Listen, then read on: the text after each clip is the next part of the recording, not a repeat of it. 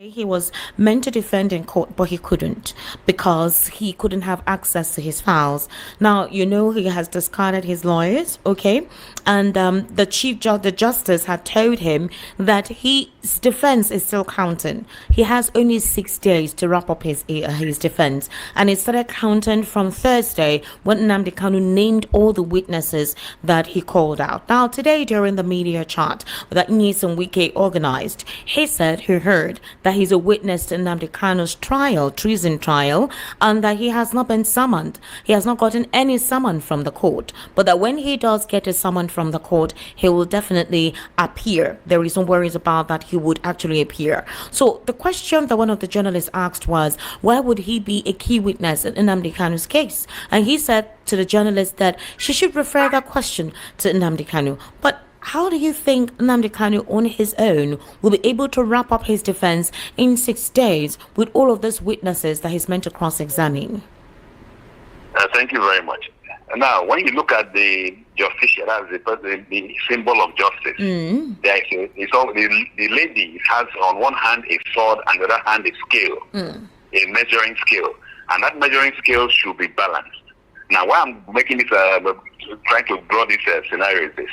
When you allow the prosecutors, the prosecution to spend over 2 years to prosecute a man, and you now tell that same suspect or defendant that he has only 6 days to marshal his defense, clearly you have a travesty of justice and injustice in place.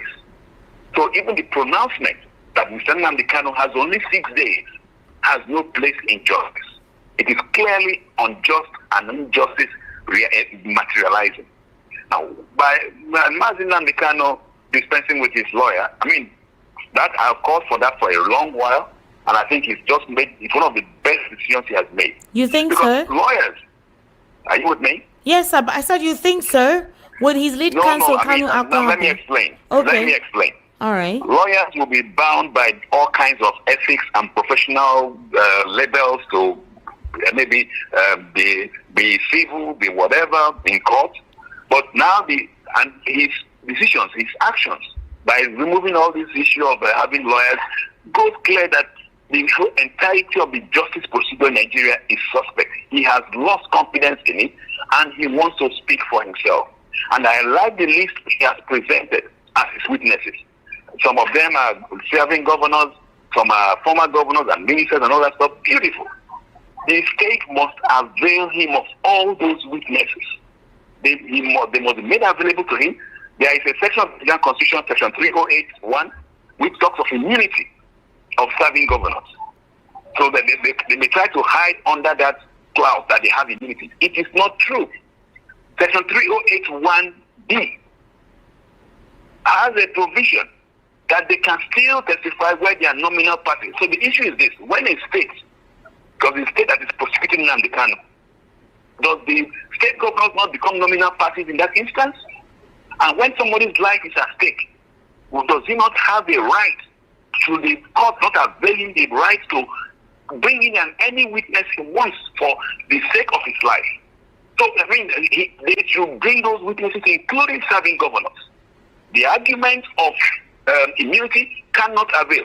I would have even expected Mazi Nnamdi Kanu to name Mr. Bola Tinubu as one of the witnesses. Really? Let them all come to court and clear their names or answer to the question. To name the president. Hold on. This threat by the judge that he has only 6 days, blah, blah, blah, is of no substance. In the sense that so long as the judge did not give the prosecutors 6 days, she allowed them to, at their own leisure, call their witnesses and do whatever, Mazi Nnamdi Kanu is entitled to the same treatment. Otherwise, the court can jolly well not bother with even the trial and go straight to passing judgment.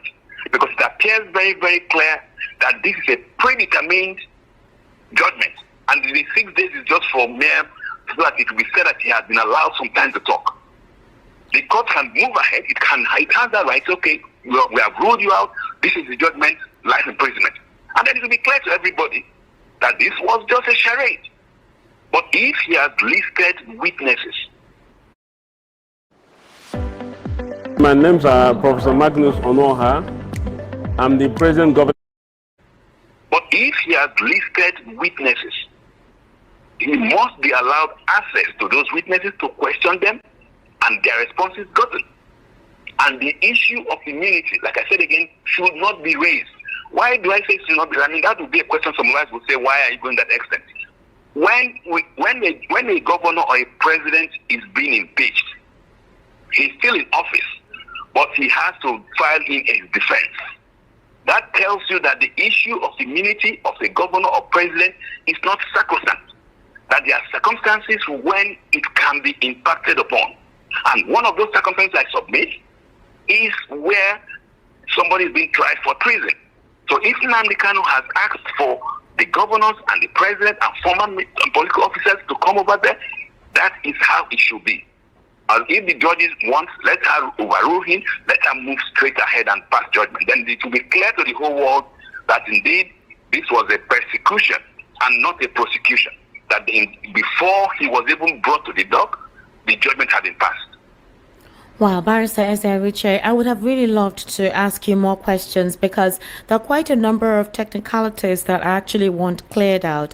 If Nnamdi Kanu his days are still counting, so he approximately has 4 days. He has taken 2 days. On Thursday, he mentioned his witnesses. Today, when he came to court, they couldn't access his file.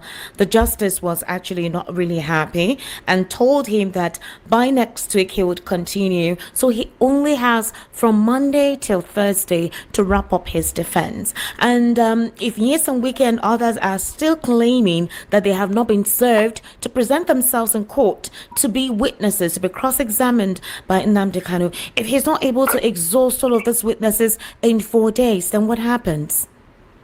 What happens is that it is the duty of the court. The defendant is representing himself.